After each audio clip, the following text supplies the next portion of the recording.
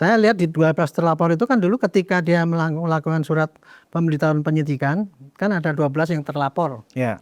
Nah, dulu pun waktu diumumkan kan nggak dibacakan yang 12 terlapor itu. Apapun pengadilan nanti yang memutus itulah kenyataan keadilan di Indonesia yang ditegakkan oleh hakim itu tadi.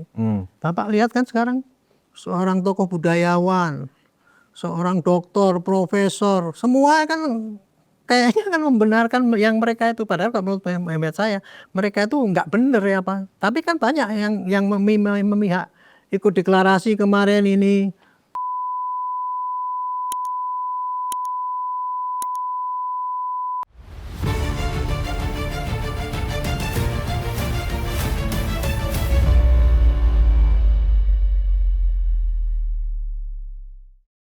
Hai penonton Ruang Konsensus Antik Indonesia dimanapun Anda berada. Assalamualaikum warahmatullahi wabarakatuh. Saya Budi Ismauruf Piliang, anak sulung Mulyono, bukan anak onta gurun Sahara. Hari ini kita akan mencoba mengupdate ya, karena ini katanya pekan para terlapor akan diperiksa ya oleh Polda Metro Jaya. Dan minggu kemarin kita sudah dihangatkan dengan analisa dari sejumlah pihak, orang hukum, ya, bahkan juga saksi pelapor yang sudah diperiksa bahwa pekan ini, bisa Kamis atau Jumat, akan diumumkan para tersangka kasus ijazah palsu dan pencemaran nama baik ya, yang sampai 2-3 bulan ini menempati urutan teratas di Google Trend. Nah, saya sudah bersama dengan narasumber saya, Pak Irjen Polisi Purnawirawan Arianto Sutadi, Penasihat Ahli Kapolri. Kita akan mendapatkan update terakhir. Apakah benar kesemuanya akan menjadi tersangka, ditahan atau tidak ditahan, atau malah belum jadi tersangka? Nah, kita akan diskusi dengan Pak Arianto. Selamat pagi Pak Arianto. Selamat pagi Pak Budi. Ya. Pak, kita langsung aja nih Pak. 12 orang nih Pak. Ya. Ya.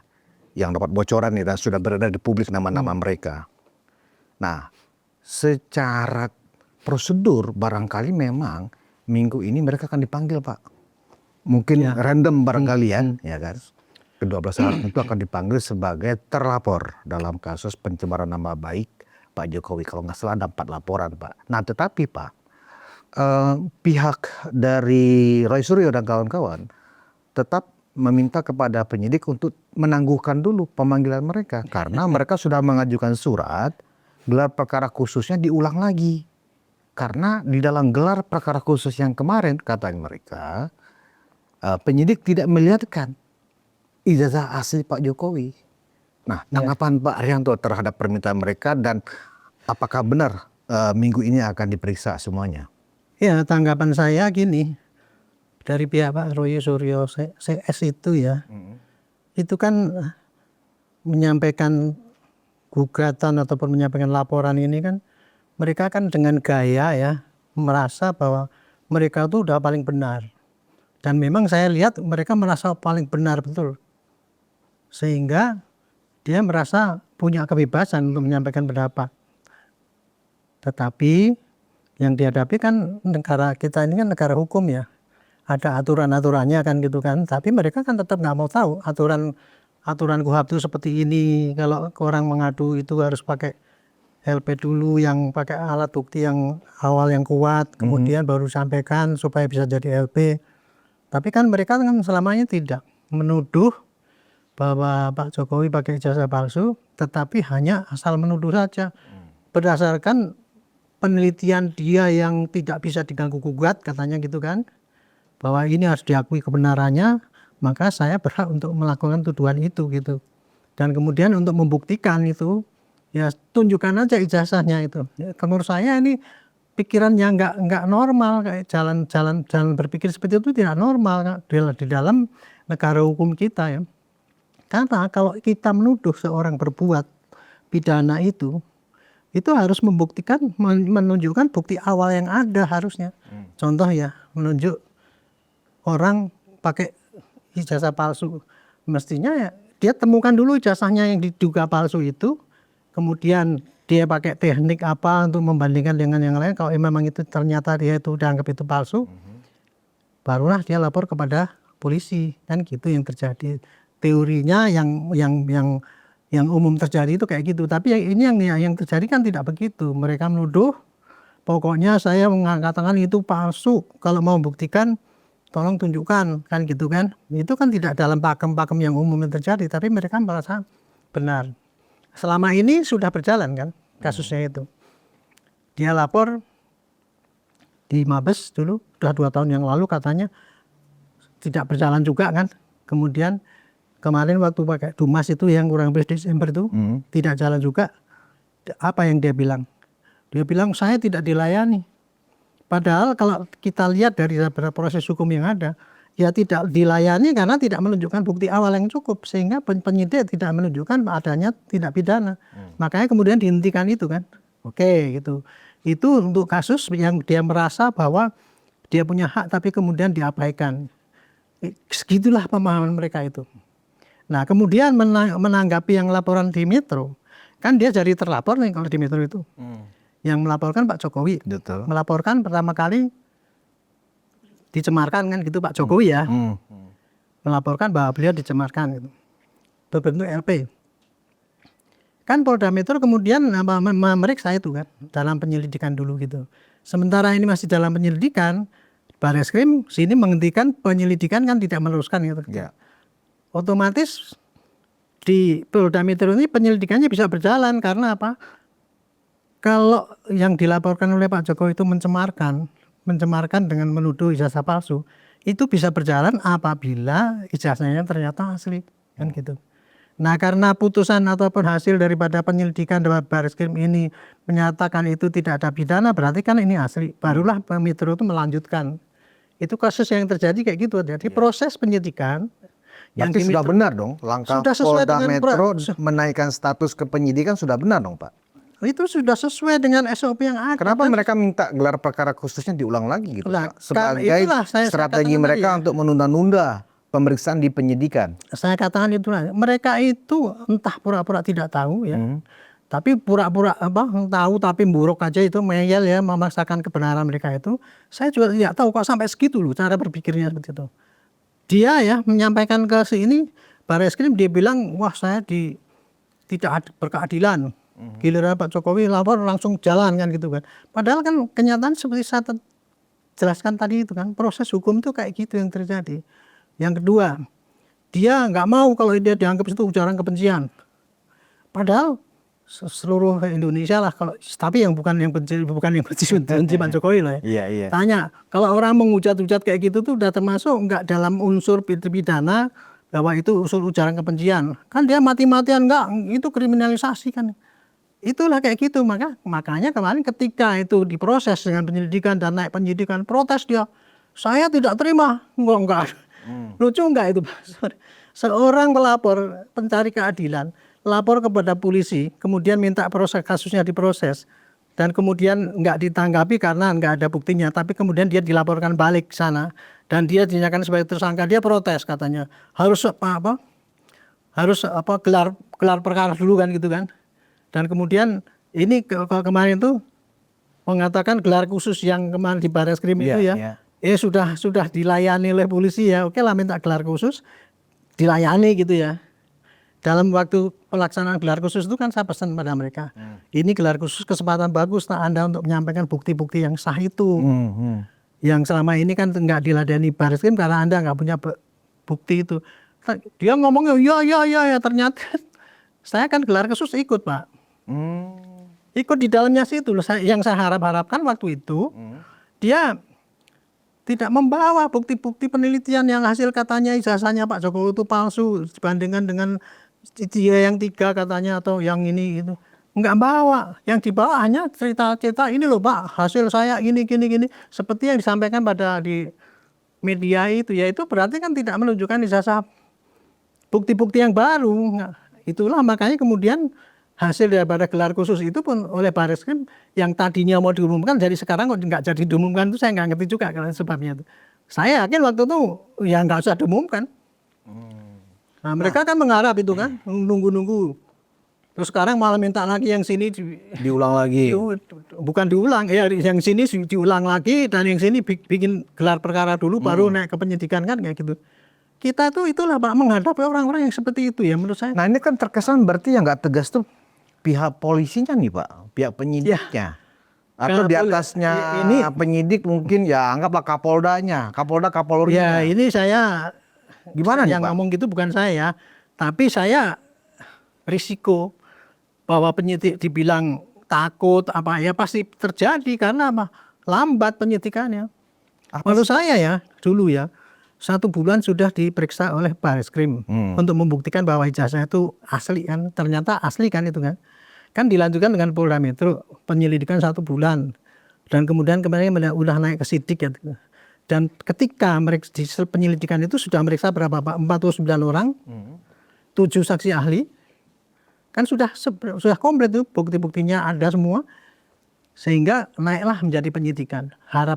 Bayangan saya ya, kalau itu sana itu dulu penyelidikannya 1 bulan, maka penyidikannya itu enggak mesti lebih cepat mestinya kan. Dulu ini sudah ada nih pemeriksaan ini ada, hanya bedanya pemeriksaan di tahap pleidik itu tidak ada kopnya pro justisia, cuma itu doang kan gitu. Jadi logikanya ya kalau penyelidikan itu makan waktu 1 bulan dengan sudah meriksa saksi ahli, sudah alat buktinya sudah ada dulu walaupun belum disita ya.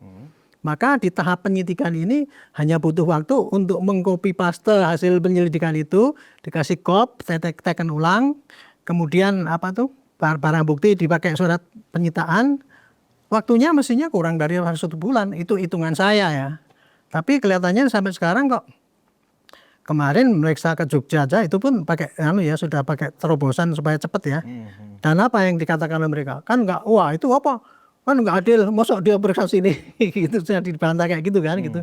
Padahal Polda Metro itu dalam rangka untuk mempercepat itu kan efisiensi ya. Betul. Karena saksi-saksi banyak yang di sana gitu. Itu pun sudah diprotes gitu. Nah sayangnya Polda Metro juga menurut saya sih tidak kurang cepat lah gitu, sehingga sampai sekarang waktunya selama ini terus digembor-gemborkan oleh mereka dengan tuntutan-tuntutan yang enggak itu kan membuat kesan pada masyarakat bahwa seakan-akan polisi ini ragu-ragu atau apa kan gitu.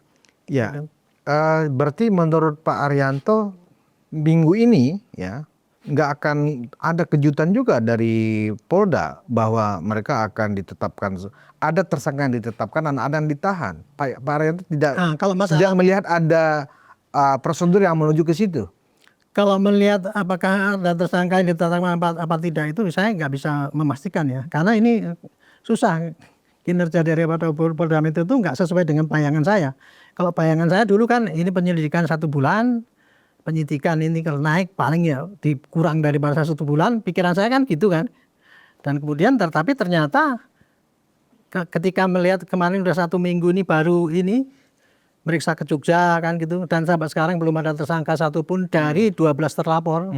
Saya lihat di 12 terlapor itu kan dulu ketika dia melakukan surat pemberitahuan penyidikan kan ada 12 yang terlapor. Yeah. Nah dulu pun waktu diumumkan kan nggak dibacakan yang 12 terlapor itu.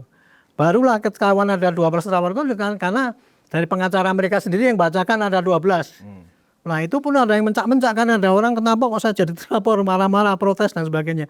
Itu biasa di dalam satu proses penyidikan Pak itu.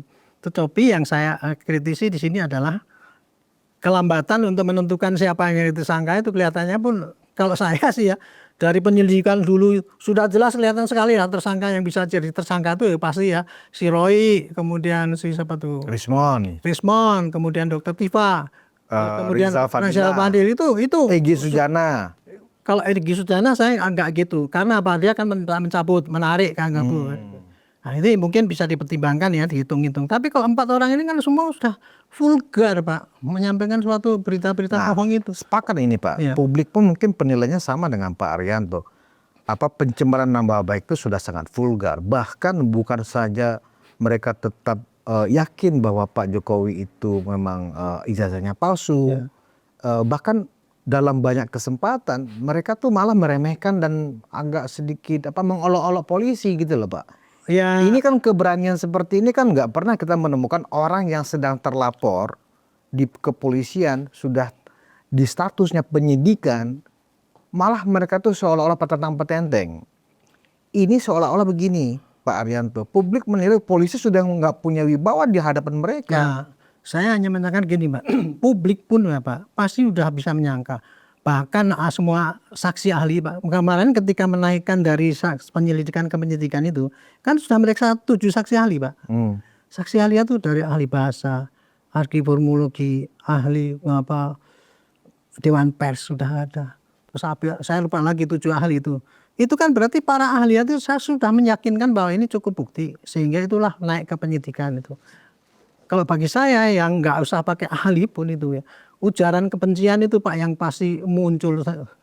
Kalau penghinaan itu banyak yang dilakukan, hanya si Roy yang mengatakan setiap dia tampil di mana-mana menghina Betul. terus gitu itu penghinaan diulang-ulang. Itulah menurut saya yang tindak pidana itu Pak. Kalau cuma dia menghina sekali dulu mungkin bisa dimaafkan. Tapi ini selama proses ini kan selama 2 bulan menghina tiap hari. Ini mestinya direcord ya. Itu nanti dijadikan bukti ke hakim. Biar tahu dia menghinanya berapa kali, kapan kali. Gitu. Nah kalau untuk ujaran kebencian Pak itu tadi. Ini 4-4-nya kan ujaran kebencian supaya membenci Pak Jokowi. Semua kan anunya kan kayak itu Pak. Jadi sudah memenuhi syarat betul menurut saya tuh. Tapi kok kemudian sampai sekarang pun untuk menentukan dari penyidikan kok belum jadi tersangka kok belum juga, saya tidak tahu pertimbangan Metro itu apa. Ya. Tapi mudah-mudahan ini dalam waktu tempo singkat itu bisa segera ya. Nah, kemudian Pak mengenai 12 terlapor itu Pak. Terlapor itu belum tentu jadi semua tersangka Pak. Oh. Karena itu kan terlapor itu kan dulu ketika dilaporkan oleh si pelapor itu bahwa ini pelakunya adalah ini itu bisa jadi terlapor Pak.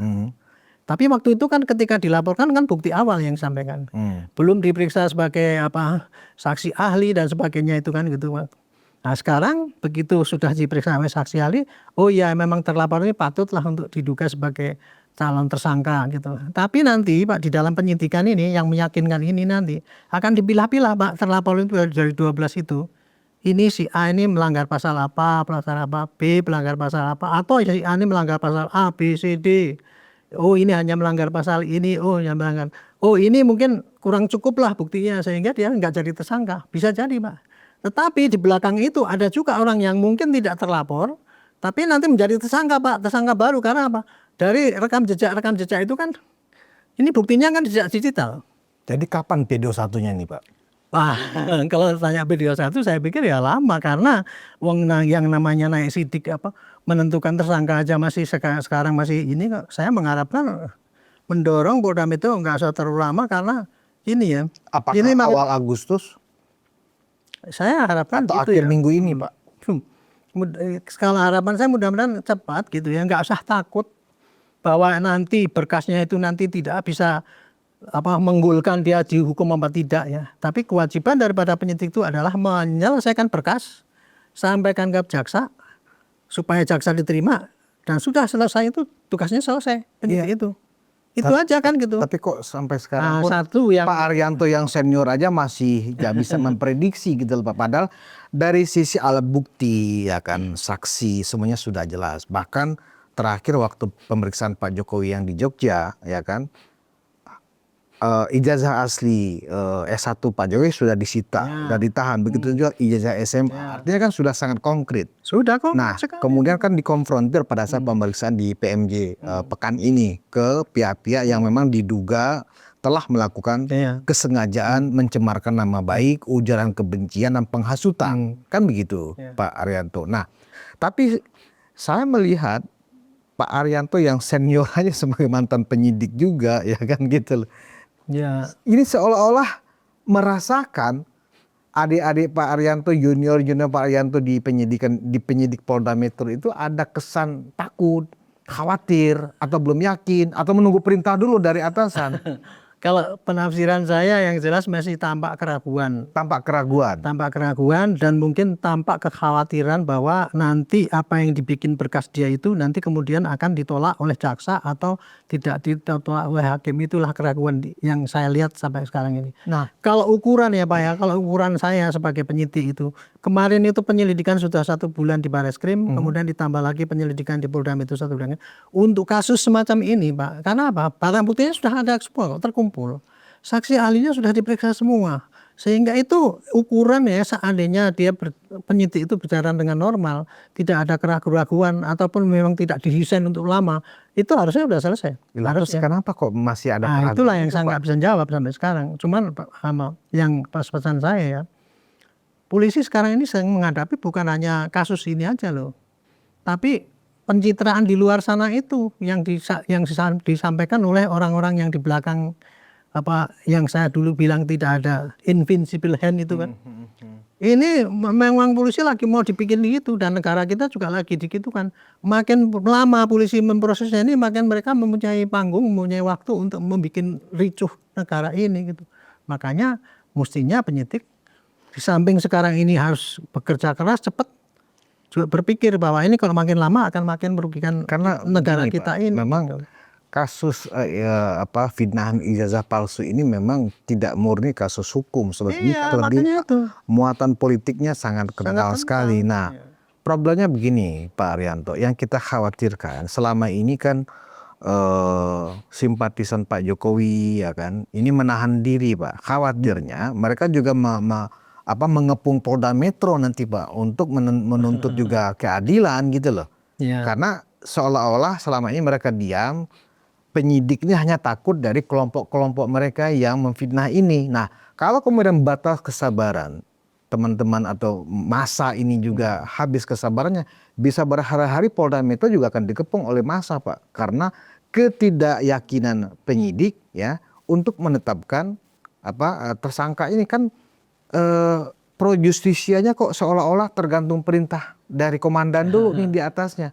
Publik menilai seperti itu, Pak. Ya, publik menilai seperti itu karena begini, bukti sudah cukup, lebih dari cukup, saksi lebih dari cukup, saksi ahli lebih dari cukup. Yang diduga asli itu sudah di tangan penyidik, ya ijazah asli Pak Jokowi sudah di tangan penyidik. Lantas apalagi yang membuat penyidik di Polda Metro Jaya tidak berani menetapkan siapa dari 12 orang, apakah 12 yang menjadi tersangka atau hanya sebagian dan seterusnya, minimal ada ketegasan. Nah, kalau misalnya polisi di tingkat Polda Metro sebagai ibu kota negara yang nggak tegas, Pak, ini bahaya, Pak. Iya, itulah. Saya tidak bisa memastikan itu tadi yang ditanya apa sih penyebabnya ya, gitu ya. Mengapa kok sampai sekarang ini tidak cepat-cepat gitu kan? Ada keraguan, ada ketakutan sekarang. Saya lihat ya, ini satu-satunya kemungkinan yang ada adalah kenapa kok ini kemudian kok tidak cepat gitu ya. Itu adalah keraguan daripada penyidik untuk menentukan bahwa gini, kan dulu ada putusan MK bahwa kok kegaduhan itu di medsos, itu makanya itu belum berarti bukan berarti perpecahan atau kegaduhan, kecuali kalau sudah di masyarakat kan. Kalau saya pribadi menafsirkan ya, selama ini ujaran kebencian yang mereka sampaikan itu sudah menimbulkan perpecahan kan. Publik pun tahu kan, perpecahan itu bukan hanya di medsos loh. Sekarang sudah di masalah sosial, di masyarakat.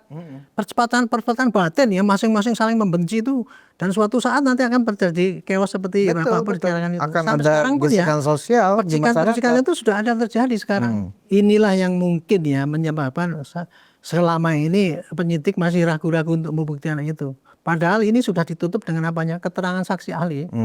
Kan sudah semua yang 7 itu mengiyakan bahwa ini sudah masuk penyidikan. Tapi ya gara-gara pemahaman mengenai putusan MK itu tadi, mungkin ini yang menambah keraguan itu. Mungkin ini satu-satunya. Kalau saya nggak mau suudon tadi memang diperintah oleh atasan untuk apa itu. Gitu. Jadi kalau keputusan MK itu kan memang sengketa dan keributan di sosial media, Pak. Iya. Ini kan bukan keributan di sosial media. Sudah nyata di lapangan kan. Ya ini dengan udah penafsiran ya gitu ya. Penafsiran saya mungkin berbeda dengan penyidik. Tetapi buktinya kan nggak hanya di sosial media, Pak. Pernyataan-pernyataan mereka dalam podcast atau dalam bentuk pemberitaan ketika mereka demo kan sudah jelas. Tidak hanya di demo aja, Pak, deklarasi itu kan bukan harusnya medsos penyidik itu. Nggak Ya itu usah, jadi makanya kalau saya sarannya gini. Dihantui oleh ada keputusan MK bahwa konflik di media sosial bukan ranah pidana. Makanya menghadapi seperti itu saya hanya menyarankan ya penyidik nggak usah khawatir ya, takut bahwa itu nanti dia hasilnya berita acaranya itu nggak berhasil gitu ya. Gara-gara nanti kalau ditafsirkan oleh hakim itu putusan MK itu ya. Kan Karena gitu begini Pak, harus didorong ini Pak keyakinan ini jadi Pak. presiden yang nggak bagus Ya, Pak memang, Arianto. memang. Misalnya begini, kalau memang itu dijadikan sebagai dasar untuk ini tidak boleh dipidana karena toh keributan ini terjadi di sosial media. Ya. Nanti Pak, orang-orang kalau mau menghina presiden dan kemudian terjadi keributan di sosial media bebas Pak. Ya, Nggak menutup kemungkinan Pak Prabowo sebagai presiden juga akan difitnah segala macam loh kan di sosial media. Nah sekarang problemnya adalah setiap kejadian, apalagi yang ironis, yang tragedi, ya kan, terjadi di lapangan sebenarnya. Di jalan mereka demo, mengeluarkan narasi-narasi. Mereka berdemo kan berarti mengeluarkan narasi Pak. Kemudian di syuting mereka kemudian diupload ke sosial media. Masa yang dianggap sebagai objek hukumnya yang di sosial media? Harusnya kan yang ada di lapangan pada Pendapat saat saya mereka juga demo. gitu, Gitu. pendapat saya juga gitu. Masa sih kemudian nanti hakim itu akan kopeh ya dalam rangka kemudian bahwa ini ributnya cuma di jejak digital itu. Iya. Jejak digital itu kan rekaman daripada yang di lapangan. Betul. Gitu loh, itu Iya. yang saya selalu dorongkan pada penyidik itu nggak usah ragu-ragu kayak gini ini jadi gitu. Ya mudah-mudahan ini Pak, kalau saya sih berharapnya gitu ya. Mudah-mudahan penyidik tidak ragu-ragu ya gitu. Jadi Ini Pak Arianto masih pesimis nih ya, nggak yakin ya bahwa minggu ini akan ada penetapan kalau saya siapa lihat TSK-nya? kalau saya lihat step-stepnya ini, apalagi kemarin saya dengar Masih jauh. prediksinya masih jauh. Waduh, saya pikir ini kalau ini dibiarkan kasihan nih polisi. Berarti minggu ini nggak Ya. akan ada penetapan tersangka? Saya nggak bisa jamin. Saya Nggak nggak bisa jamin karena kalau hitungan saya ya dulu tuh begitu naik gitu penyidikan itu, saya udah berani menetapkan tersangka yang sudah pasti itu aja. Makanya kemarin ketika saya ngomong, wah kok berani mengatakan kalau ukuran penyidik yang normal ya Pak ya, itu sudah cukup, nggak usah penyidik lah. Orang umum aja kan bisa menafsirkan siapa yang daripada mereka-mereka yang sederet itu tuh yang pantas untuk pasti sudah menjadi tersangka itu. Nah kalau sekarang kok gara-gara ditakut-takutin saya nggak mau jadi tersangka, kok nggak dijadikan tersangka gitu. Publik nanti menilainya begini Pak, ancaman-ancaman atau argumen-argumen Abraham Samad, argumen-argumen yang disampaikan oleh Roy Suryo di banyak tempat, di media, di televisi, membuat penyidik ketakutan. Ya. Padahal kan penyidik itu kan sudah disumpah Pak, mereka punya integritas, mereka punya kewenangan. Masa sih seorang penyidik polisi di Polda Metro Jaya khususnya ya begitu khawatirnya dengan ancaman-ancaman dan argumen-argumen yang disampaikan Abraham Samad misalnya, saya akan melawan sampai titik darah penghabisan. Seperti itu saya pikir. Ya kan? Ya. Ini aneh Pak. Ya memang kalau saya nggak bisa komentari ini ya. Saya di depan umum kayak gini mengatakan bahwa ini penyidik, saya tidak bisa mengatakan gitu ya. Karena Tapi setidaknya Pak Arianto sebagai senior geram juga ya. saya hanya membandingkan dengan ukuran penyidikan. Kalau saya jadi penyidiknya itu ya, kalau saya jadi penyidiknya sudah bulan yang lalu Pak, udah saya jadi tersangka. Udah P21 ini. Sudah P21 sekarang kalau saya. Saya dulu pernah nangani ya, pengalaman saya dulu. Saya dulu ini kasusnya ringan itu perbandingannya itu. Saya dulu pernah ngerebek judi. Waktu itu di Repidumnya Pak Nur Faisi. Ngerebek judi roulette di Glodok. Ya. Yang kita tangkap 91 orang. Itu kita tangkap, kita undang para penyidik dari Polres 50 orang, dari Polsek, kita pinjam mesinnya, kita ke lembur itu. Saya 2 hari 2 malam tidak tidur Pak. Meriksa itu. Saya waktu Kasubagkop ya, bukannya pelaksana tapi nge-manage penyidikan itu. Hari Jumat ditangkap, hari Minggu semua berkas 91 selesai Pak. Minggu berikutnya sudah diserahkan semua tersangka itu ke jaksa. Bisa itu Pak. Karena bekerja sesuai dengan pakai taktik. Prosedur dan taktik Pak ya. Pakai taktik. Saya prosedurnya semua saya potong kompas semua. Contohnya ya. Kan biasanya kan kalau berkas itu kan disampaikan diperiksa 14 hari baru ini ya. Untuk menghindari itu saya udah koordinasi dulu dengan jaksa Pak ini loh. Ini kan kasus nyata itu. Perjudian kan gampang waktu itu ya. Nah sama juga dengan kasus ini. Kasusnya kan kasus nyata. Kalau penafsiran kita sudah sama ya Pak, ujaran kebencian. Sebetulnya tidak ada bedanya dengan yang dulu itu. Makanya saya bisa mengukur ya. Dengan saya perbandingan dulu dengan taktik yang saya terapkan dulu itu dengan yang sekarang ini. Menurut saya itu tadi terlalu lama jadi penyidikan yang sekarang ini. Kalau sampai nanti 1 bulan ini nggak Dan selesai. ini nggak wajar ya menurut Pak Arianto. Ya terlalu lama, itu cuman gitu aja, nggak menurut saya. Karena sudah didorong-dorong ya masih kayak gitu ya. Saya pikir-pikir ya Berarti sudah dikasihkan kamu keyakinan. ada 2 invisible hand dalam kasus ini, Pak Arianto. Pertama, invisible handnya secara makronya. Pak, ini memang desain ini sebenarnya adalah tujuannya politik, ya kan, untuk memang merusak dan menghancurkan nama baik Pak Jokowi. Invisible hand berikutnya adalah ada orang besar, orang kuat di Polri, khususnya di Polda Metro Jaya, yang memang membuat mereka ini sengaja dilama-lamain. Sehingga dirusuh terus, rusuh. Yang kita khawatirkan itu bukan masalah itunya, Pak. Khawatirnya kita masa ya yang nggak bisa dibendung, Pak. Karena ini memang sudah nggak bisa ditolerir oleh publik. Kalau misalnya tiba-tiba para relawan Jokowi kumpul semua, mereka nguruduk berhari-hari di Polda Metro Jaya, itu kan bukan pemandangan yang nggak bagus untuk dilihat. Apa kata dunia internasional juga, Pak? Ya, untuk itu saya nggak bisa ngasih komentar Pak kalau untuk ini. Tapi saya pikir publik bisa baca sendiri lah, menilai sendiri ya. Bahwa kondisi yang seperti ini, kalau saya dulu kan yang mengatakan begini, ini kasus bukan murni pidana, ini adalah kasus politik. Mengapa politik? Ini kasus ini dibikin lama oleh orang yang tidak kelihatan itu tadi untuk mengadu domba kita yang berpotensi untuk diadu domba. Bangsa itu Pak mudah diadu domba kalau di dalamnya sudah ada potensi-potensi konflik itu tadi. Nah ini potensinya kan sudah ada antara yang pro dengan anti Jokowi itu sana. Ini orang yang tadi mengadu domba itu tinggal ngomporin itu aja, terus dia nggak peduli apa yang terjadi. Dia sumbang sana sumbang sini supaya diadu-adu domba gitu aja. Itu yang saya dulu bisa katakan cuman itu. Tapi kalau sekarang suruh menunjuk siapa orangnya, saya nggak bisa tunjuk orangnya itu. Siapa yang berbuat seperti itu. Apalagi kalau Bapak tadi mengatakan apa juga ada pembesar dari Polri yang bikin lama-lama, saya nggak berani komentar tentang itu. Tapi itulah risiko daripada kalau kita itu tidak cepat-cepat memberkas ini, itulah yang akan terjadi, itu bisa terjadi. Jadi tudingan-tudingan yang salah ini itu banyak kasus sebenarnya yang sangat sensitif pernah ditangani oleh pihak kepolisian, Pak. Misalnya KM50 ya kan gitu loh. Itu kan sangat sensitif. Kemudian kasus Sambo ya kan sangat sensitif. Tapi karena dari pimpinan, maksudnya dari pimpinan nasional tegas memerintahkan selesaikan secara cepat, transparan, semuanya bergerak cepat. Nah, kita menduga jangan-jangan juga tidak ada ketegasan, tidak ada perintah juga dari pimpinan nasional untuk memerintahkan Kapolri secepatnya selesaikan masalah ini. Nah, ini kan bisa aja kemudian dikait-kaitkan Pak, karena memang faktanya ya sesuatu yang seharusnya sudah bisa diselesaikan ya jadi bertele-tele. betul. Akhirnya Ya, saya jadi tidak drama nasional terus.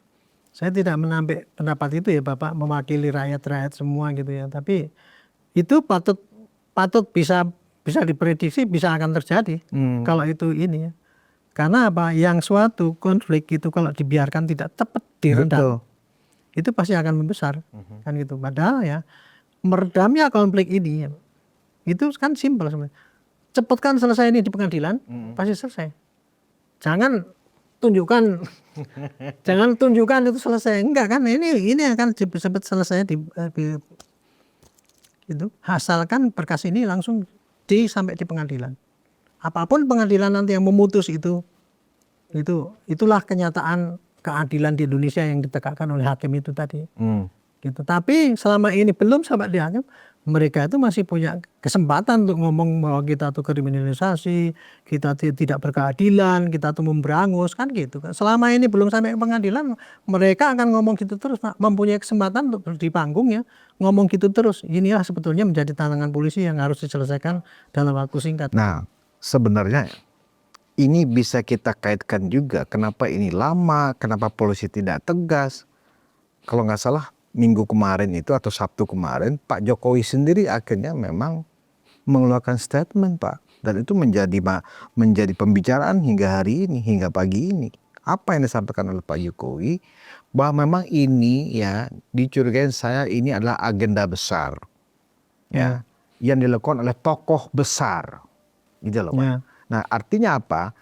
Apa yang kita saksikan dan kita tunggu dari penyidik, yang terlihat ragu, yang terlihat khawatir, yang terlihat takut, ya kan? Dengan apa yang disampaikan oleh Pak Jokowi. Sebenarnya ini bukan masalah hukum. Ini adalah agenda besar politik yang terkait dengan 2029. Dan yang menyampaikan itu bukan sembarangan. Pak Jokowi, Pak. Nggak mungkin Pak Jokowi menyampaikan itu tanpa ada informasi-informasi yang valid dan terukur tentunya. Ya memang beliau tidak menyebut siapa yang dimasukkan dengan tokoh besar itu. Nah menurut Pak Arianto, ada benang merahnya nggak sih Pak ketakutan penyidik untuk memproses ini secara due process of law-nya secara cepat dengan sinyalemen dari Pak Jokowi ini sebenarnya adalah kasus politik oleh tokoh besar. Kalau saya ya menanggapi ini gejala Pak Jokowi sampai ini lagi, saya justru menunjukkan kepada publik, menunjukkan kepada para pengamat hukum, ya, ini termasuk menunjukkan kepada hakim-hakim di MA itu tadi, ya, calon hakim-hakim yang nanti akan memproses ini. Justru ini menunjukkan bahwa ini kegaduhan itu bukannya di medsos. Jelas itu kan sudah masuk ke kegaduhan di masyarakat, Mbak. Betul. Ini sekarang gejalanya kan udah kelihatan itu. Kalau tadi Bapak kan mengatakan kalau sudah sampai pertempuran di lapangan ya. Ini sebelum sampai di lapangan pun saya mengatakan ini sudah kegaduhan di sosial, Pak. Karena ya definisi daripada kegaduhan itu, Pak, masyarakat itu aman, tertib dan tentram. Kriteria masyarakat yang tidak gaduh itu ya aman, tertib dan tentram, Pak. Nah sekarang kan yang ketertibannya mungkin masih kelihatan, masih ini. Amannya masih belum ada benturan. Tapi ketentramannya sudah terusik, Pak, ini. Betul, sudah terusik. Nah mestinya inilah yang nanti ya akan dijadikan para hakim nanti memutuskan itu bahwa ini kegaduhan ini sudah ada merambah. Jadi ujaran kebencian yang mereka lontarkan itu sudah berbuah di lapangan gitu. Kalau Pak Roy kan mana kan kita contohnya kalau kita kegaduhan ngomong menghasut-hasut bakar lah itu baru saya kan contohnya kan kayak gitu. Nah kalau ini ujaran kebencian supaya membenci Pak Jokowi, sementara Pak Jokowi itu punya pengikut besar kan, dan dia diidolakan juga sebagian besar masyarakat. Tapi di lain pihak ada orang yang membenci. Jadi kan konflik-konflik itu kan gede itu. Ini sudah suatu kegaduhan yang besar sekali di masyarakat, bukan hanya di medsos. Itu tadi kalau saya nanggap itu tadi. Ini buktinya nyatanya sekarang. Kalau dulu kan hanya perkiraan nanti bisa membesar loh. Sekarang membesar bener kan? Sangat mungkin terjadi. Antara tokoh sekarang jadinya, antara tokoh partai partai. Ini yang mestinya disadari ya oleh para pengamat semua itu ya. Jadi mudah-mudahan inilah penyidik bisa cepat-cepat dikirim ke ini dan mudah-mudahan nanti jaksa juga yang menuntut juga tidak hanya pada kacamata kuda pada hukum yang berlaku, apalagi hakim nanti jangan sampai mudah-mudahan hakim nanti hanya berpedoman pada itu tadi putusan MK bahwa ini di medsos. Saya berharap kalau publik sih mungkin belum terlalu jauh sampai ke sidang pengadilannya, Pak. Yang sekarang justru bikin publik itu mengecam pihak Polda adalah ketidakberanian untuk menetapkan siapa sih sebenarnya tersangka itu. Karena begini Pak, sekarang ini kan eranya memang era keterbukaan, ya kan. Publik tuh sudah tahu dalam banyak media, ya kan, dalam banyak platform, alat bukti lebih dari cukup. Bukan lagi 2 alat bukti, ini udah puluhan alat bukti. Betul. Saksi sudah cukup, ya kan. Objek yang dipersengketakan yang aslinya sudah di tangan penyidik. Lantas apalagi gitu loh Pak. Nah ketika Pak Jokowi kemarin menyatakan ini sebenarnya saya mencurigai ada agenda besar yang dilakukan oleh tokoh besar. Nah artinya apa? Oh pantesan Polda Metro takut. Nah kalau begitu memang ada pihak-pihak di luar sana yang ingin ada chaos Pak. Ada konflik horizontal yang terjadi. Seolah ini disengaja. Nah dalam hal ini sebenarnya kan Polda Metro, ya yang di situ ada Kapolda, di atas Kapolda ada Kapolri. Masa sih nggak bisa membaca? Apa menunggu ada gesekan dulu baru kemudian ini tegas gitu loh Pak? Karena kalau sudah seperti itu sama aja kayak udah menyebar kemana-mana nanti Pak Arianto. Nah Bapak kan sebagai anggaplah sebagai penasihat ahli Kapolri kan sebenarnya bisa menghadap ke Kapolri, ya kan? Kalau ini dibiarkan, ini ibaratnya dikasih api aja nih, bensin sudah kemana-mana, dikasih api dikit ini barang kebakaran gitu loh, Pak Arianto. Ya memang saya sih di depan publik saya ngomong begini, di belakang publik saya sudah menyarankan pada penyidik supaya cepat, semua pada pimpinan juga saya kalau dalam suatu saya selalu tendensi saya mengatakan begini, ini kasus bukan pidana murni, tapi ini adalah kasus yang berbau politik, dan kasus ini pasti akan dipelihara oleh yang orang itu tadi, akan membentur-benturkan itu lagi. Makin lama makin kita itu menangani ini, berarti polisi akan memberikan angin pada mereka itu, kekacauan itu terjadi. Seolah memberi angin gitu loh Pak, polisi. Iya kan? Dan polisi dianggap tidak bisa membendung kemungkinan yang besar akan terjadi kan. Karena kelengahan itu tadi tidak cepat-cepat. Kalau dalam teori konflik itu kan gini Pak, begitu meledak konflik itu nomor satu harusnya dilokalisir itu. Ya. Ini belum meledak ini. Sebelum ini meledak mestinya sudah dinihilisasi itu dengan cara itu tadi. Itu. Kira-kira begitu kalau sikap saya selama ini menghadapi kasus ini Pak. Ya, bayangkan harusnya Pak Arianto sebagai orang senior ya, seharusnya sudah bisa memprediksi kalau ini berjalan normal. Pak Arianto sendiri aja ragu juga untuk menyampaikan bahwa enggak, hari Jumat ini mereka akan, menurut prosedur sih sudah selesai semuanya, sebentar lagi P21, TSK-nya diumumkan ya kan, bahwa di antara 12 orang ada nggak TSK itu kan urusan penyidik, tapi setidaknya ada keberanian gitu loh. Ya, memang harusnya gitu. Pak Arianto. Dan publik juga sebenarnya akan seperti apa vonis hakim juga nggak terlalu memikirkan Pak, karena itu kan nanti kan persidangannya kan pasti akan terbuka. Iya, ya kan? Iya. Yang bikin publik saat ini itu geram itu adalah kan publik nggak tahu Pak apa dialog yang terjadi di ruang penyidikan, apa yang terjadi di belakang ruang penyidikan. Kalau di pengadilan semuanya terbuka, orang bisa menyimak semuanya. Dan bisa ketahuan siapa yang masuk angin, siapa yang nggak masuk angin kan begitu. Dan itulah rumors yang digaungkan oleh mereka itu tidak mempercayai pada penyidik kan. Selama ini kan mereka kan gitu. Selama ini kan mereka selalu meng-create pada masyarakat itu, menggiring bahwa ini kita itu sudah tidak fair kan, itu kan tidak adil menangani. Itu kan yang digaung-gaungkan mereka itu. Nah, untuk menghentikan gaung mereka itu di lapangan, mestinya ini cepat-cepat ini proses ini kayak pengadilan kan gitu Pak. Mestinya nggak gitu. Orang membela diri dengan membangun opini dan propaganda itu kan harusnya kan penyidik nggak memikirkan itu Pak. Ya. Penyidik hanya pro justisia aja. Betul. Yang dilaporkan adalah pencemaran nama baik. Ada unsur penghasutan, ujaran kebencian. Ketika faktanya ditemukan, barang buktinya ada, ngapain mendengarkan ocehannya Roy Suryo? Itu kan maksud gitu, saya Pak. begini Pak, maksudnya. Penyidik pasti begitu Pak, prinsipnya gitu. Prinsipnya gitu. Pokoknya kan kadang-kadang penyidik ini, kalau penyidik yang biasa yang tidak berpolitik ya, yang penting saya kerja bener lah gitu. Tapi dalam menghadapi kasus ini ya, penyidik itu jangan hanya berpikir bahwa ini kasus murni. Tapi ada agenda di luar itu tadi ya, bikin keruh itu tadi. Makanya dia prinsipnya harusnya ini jangan sampai memberikan kesempatan pada orang itu menggoreng-goreng kasarannya itu. Ini saya percepat. Inilah yang saya belum melihat selama ini kepada semangat penyidik itu untuk mempercepat penyelesaian ini loh. Dia terlalu itu tadi seperti saya katakan. Saya dulu pernah menangkap orang 91 itu 3 hari selesai berkasnya gitu. Sampai saya ngomong gitu loh Pak. Itu untuk mengatakan untuk memberikan petunjuk secara tidak ini ya. Terlalu lama lah kalau Anda itu menentukan tersangkanya ini. Makanya saya kasih contoh itu, kalau saya dulu 3 hari selesai, seminggu sampai selesai. Pak Arianto curiga jangan-jangan penyidiknya sudah tidak netral, jangan-jangan juga sudah terpengaruh politik atau terpengaruh opini publik. Alasannya penyidik terlalu berhati-hati, alasannya mesti kayak gitu. Terlalu berhati-hati, tapi dengan kehati-hatian itu dia nggak mikir risikonya lebih besar, eksesnya kan gitu kan. Jadi Pak Arianto lebih memilih diksinya penyidik berhati-hati.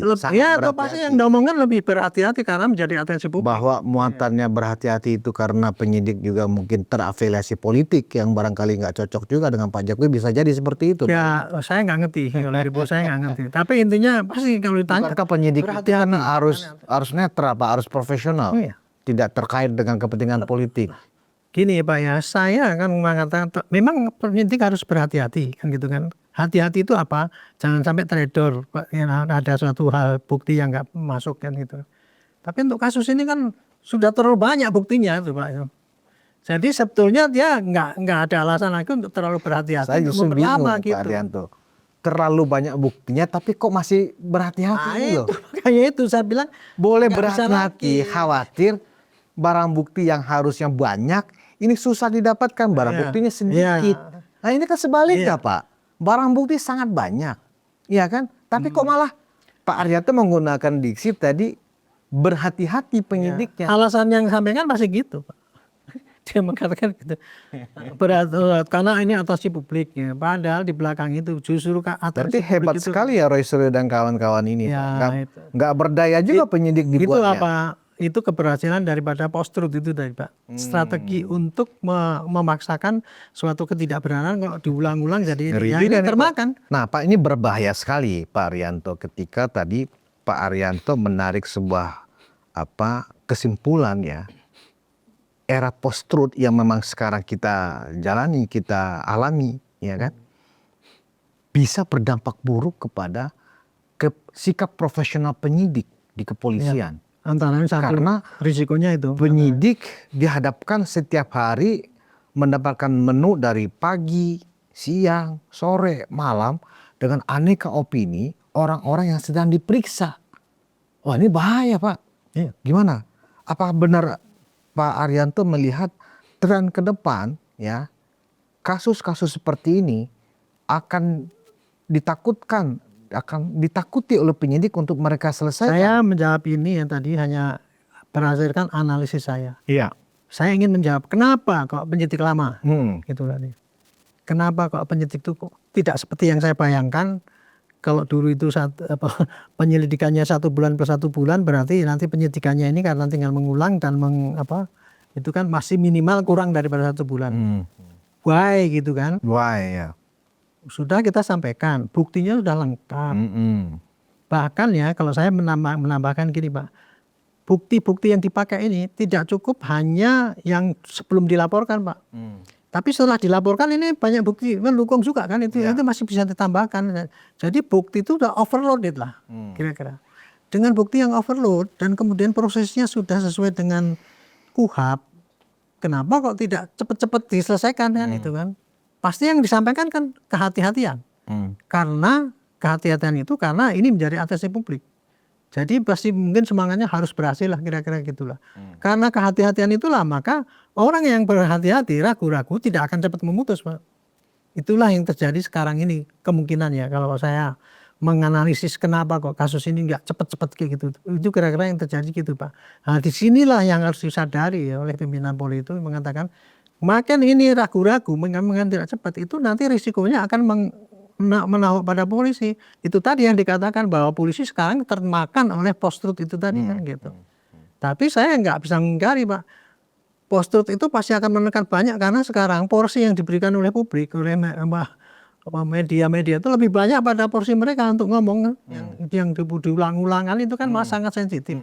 Sementara yang suara dari yang menyuarakan dari pihak aparat seperti saya ini ya hampir 1/10 lah yang ada itu. Itulah yang sehingga menekan anggota-anggota yang di lapangan itu kan.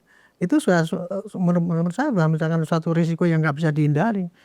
Itu tadi. Kondisi yang sekarang ini kayak gitu Pak, yang ada gitu. Ya ini tantangan atau ancaman saya nggak paham ini Pak Arianto.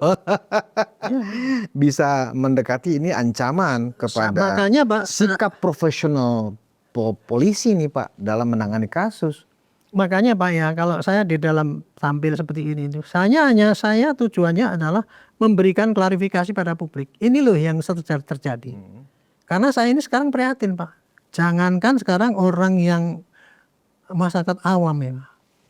Bapak lihat kan sekarang seorang tokoh budayawan, seorang doktor, profesor, semua kan kayaknya kan membenarkan yang mereka itu. Padahal kalau menurut hemat saya mereka itu nggak bener ya Pak. Tapi kan banyak yang memihak ikut deklarasi kemarin ini. Itu kan yang termakan oleh post-truth itu tadi.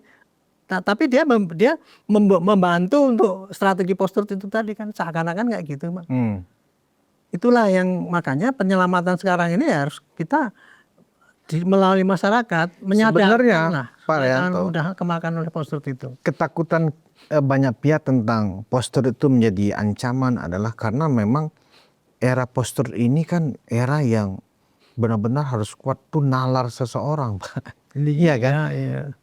Bayangin aja Pak, ada postulat di zaman post-truth itu, kebohongan bisa jadi kebenaran. Iya, memang Asal dilakukan gitu. terus-menerus, ya kan, tanpa henti, ya kan, dan diaminkan oleh banyak orang, itu jadi kebenaran. Nah, Dan saya punya kasus Sambo lah, saya anggap kasus Sambo itu sebagai contoh.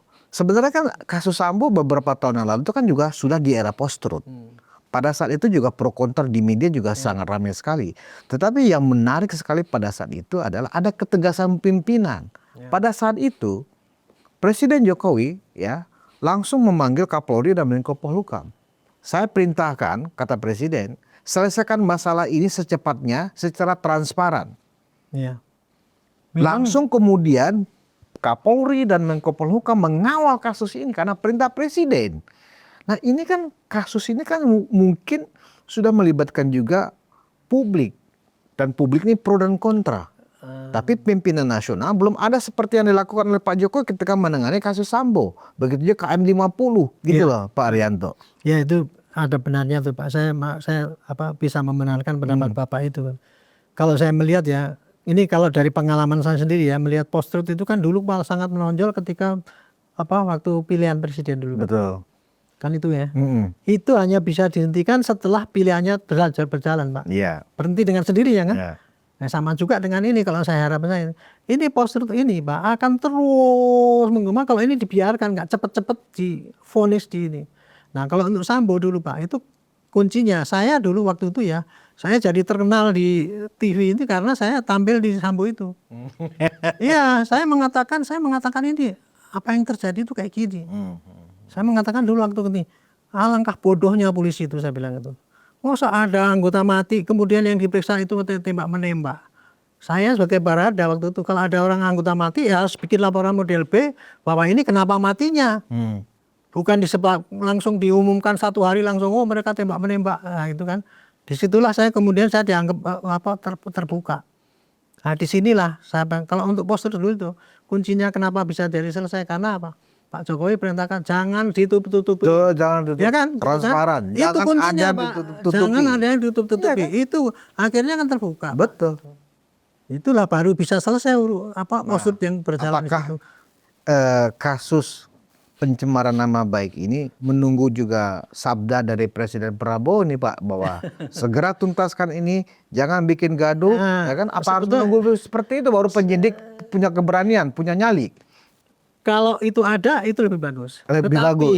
Tapi saya tanpa harus menunggu itu harusnya kalau saya ya penyidik itu yang minggu depan harus jadikan dikirim tersangkanya ini dan kemudian bekasnya itu kuncinya kalau saya. Iya. Jadi saya mengatasi ini post-truth ini ya. Iya, betul, penyidik segera aja kirim apa adanya gitu ya. Sudah koordinasi dengan jaksa cepat-cepat supaya ini kasus ini segera sampai di pengadilan. Post-truth itu akan terhenti dengan sendirinya. Betul, karena mereka kan setidaknya berdasarkan apa yang mereka lakukan selama ini, mereka nggak keluar-keluar lagi di media, Pak. Contoh ditahan itu contoh orang-orang paling real seperti Pak ya, contoh poster mereka yang ngelantur. Kemarin ketika si Roy itu belum mendengar bahwa itu ijazahnya disita, saya tantang, itu kan gini. Ternyata sudah disita pada waktu itu kan. Nah, apa yang terjadi? Tetap aja dia mengatakan bahwa itu belum selesai urusannya. Ini jadi karena itu tadi karena kesempatan untuk berposter itu masih dikasih dibuka lebar selama kasus ini belum ada kepastian di pengadilan. Itu dan kuncinya itu aja. Mastermind dari post-truth ini dimainkan oleh Roy Suryo itu memang dia piawai sekali Pak di situ. ya kan? Ya, Bahkan dengan tidak sebagian malu-malu. orang juga menilai jangan-jangan kawan ini memang sudah terlatih untuk itu kan gitu Pak. Baik Pak Arianto, memang ini cukup pelik ya Pak ya, karena memang Saya di sini Pak terus terang nanti pasti dibalik praduga tak bersalah. Itu kan menyebut saya nggak takut dengan itu. Mereka sendiri yang menebarkan praduga tak bersalah dengan saya sendiri. Iya, Kalau iya, kita ngomong praduga tak bersalah, mereka ditentukan sebagai tersangka terlapor itu aja praduga tak bersalah itu kan. kalau Caranya mereka paham azas praduga tak bersalah, mestinya ketika mereka anggaplah kita menerima nih cara berpikir mereka sebagai peneliti kan begitu ya Pak ya. Statementnya adalah kami menduga ijazah Pak Jokowi itu nggak asli, ya kan? Kalau ini kan nggak Pak. Sudah Pilihan 1100%. katanya kan 1000 triliun%. Nah itu kayak gitu. Ijazah Jokowi itu palsu. Bahkan ada juga yang bilang, ya Jokowi itu DO, nggak menyelesaikan skripsi dan seterusnya. Masa itu azas praduga tak bersalah Pak? Kita kalau ngomong itu kan nggak berarti habis-habis, Pak. sudah menuduh, sudah judging, sudah memvonis orang kan gitu loh Pak Arianto. Nah jadi memang kita memang perlu tegas Pak, dan pesan kita kepada para penyidik ya jangan sampai muncul titah dari Presiden Prabowo baru mereka bersikap tegas dalam menuntaskan, terbuka, jangan ada yang ditutup-tutupi, buka aja semuanya. Kalau memang di antara 12 orang itu memang harus tersangka, ya tersangkakan aja. Atau bahkan ada lagi menjadi 15, ya tersangkakan aja. Kalau dari 12 orang itu ternyata hanya 4 orang, hanya 5 orang yang tersangka, gak ada masalah. Publik hanya ingin tahu bahwa ada prosedur yang sudah berjalan dan segera masuk ke proses persidangan. Ada kepastian. Ada daripada kepastian. ini, nggak ngembang-ngembing gitu. Kalau enggak kan drama ini akan berjalan terus. Makin tidak kelihatan kepastian, makin mereka mudah menggoreng-goreng dan postur itu akan berjalan terus Pak. Saya sih menyayangkan ya kalau sampai ini nggak cepat-cepat dihentikan itu. Buktinya cukup kuat kok. Saya tidak mengada-ada ya, pengalaman saya untuk bukti-bukti ini membuktikan kasus seperti ini sangat mudah kan, buktinya udah ada gitu. Jadi bukannya memaksakan untuk saya membela Pak Jokowi itu enggak. Saya hanya memberikan Jadi penilaian karena era post-truth, Pak Arianto sebetulnya adalah salah satu korban juga di era post-truth, di mana publik melihat Pak Arianto yang sudah senior begini aja dibentak-bentak oleh Ahmad Kozinudin, pengacaranya Rosario, anak kemarin sore. Itu kan luar biasa Pak. Iya. Gitu loh, sesuatu yang kemudian kita selama ini menjaga adab di dalam bertata krama di depan umum, ya dia akan mempertontonkan karena alasan kebebasan berpendapat. Iya itu. Pak Arianto dimaki-maki lah, Dimaki-maki, dibentak-bentak, gitu. luar biasa. Dan herannya saya, institusi Polri, di mana Pak Arianto adalah bagian dari situ, kok diam aja? Ini kan keanehan ini, Pak Arianto. Tapi nggak apa-apa Pak.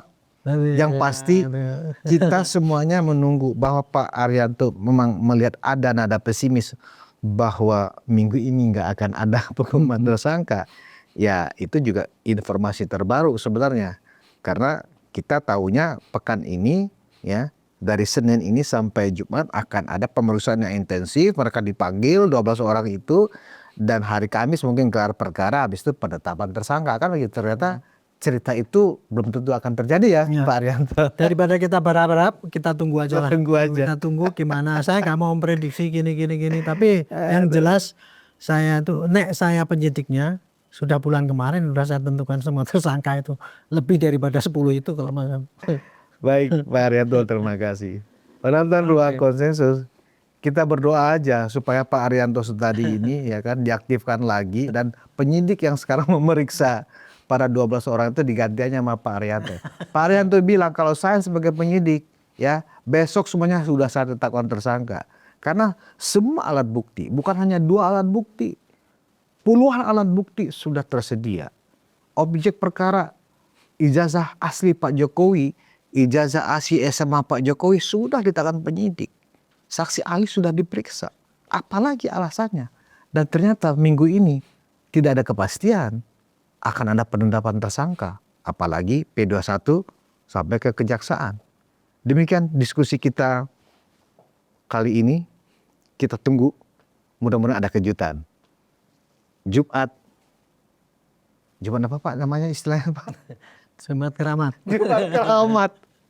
Jumat Keramat ada atau tidak minggu ini, kita tunggu sama-sama. Terima kasih atas perhatian Anda. Wassalamualaikum warahmatullahi wabarakatuh.